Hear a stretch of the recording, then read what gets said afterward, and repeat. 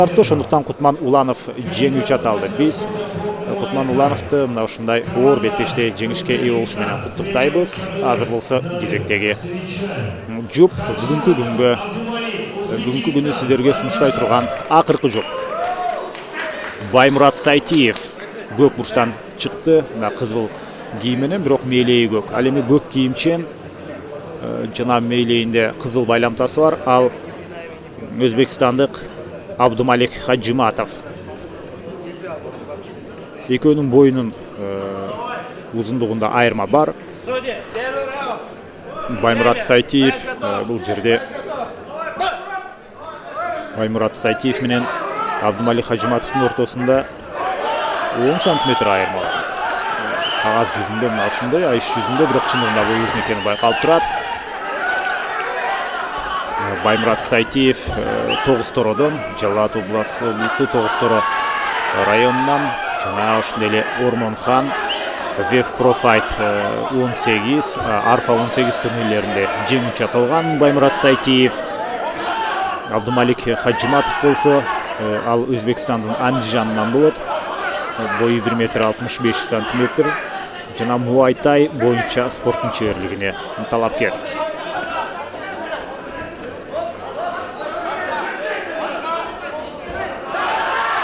Кандай кубаттуу соккулар. Ушул жерде ушунчалык оң кол менен айрыкча кубаттуу соккуларды узатты.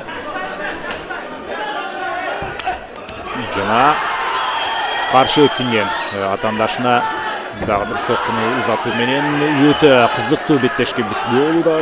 Өзбекстан менен Кыргызстандык мушкерлер. Көрмандар өзгөчө колдоого алып атат. Биздин мушкерибизде лоу кик.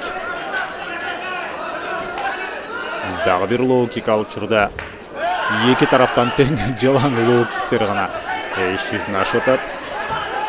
Азырынча эки мушкерде тең каймана аты жок, кеңири тараган.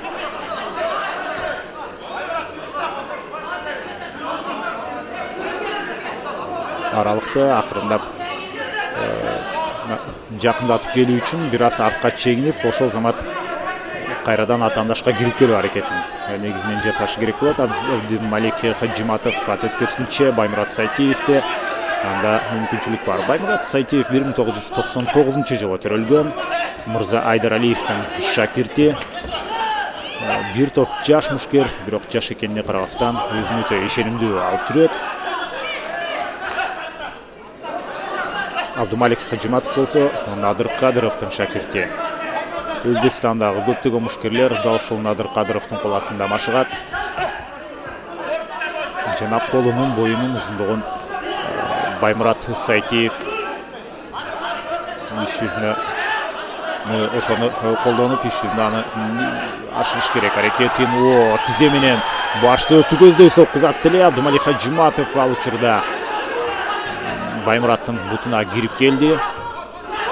Жана ушул сокку мына беттеш токтоду. Калыс беттешти токтотту. Жана Абдумалик Хаджиматов калыстын чечимине макул эмес. Бирок чындыгында айтып коюш керек, ары карап турган учурда ушул ылдыйкы жакка бир кубаттуу соккуну Баймурат Сайтиев узаткан эле. Мында ошол менен оюмча чечүүчү болуп калды го дейм.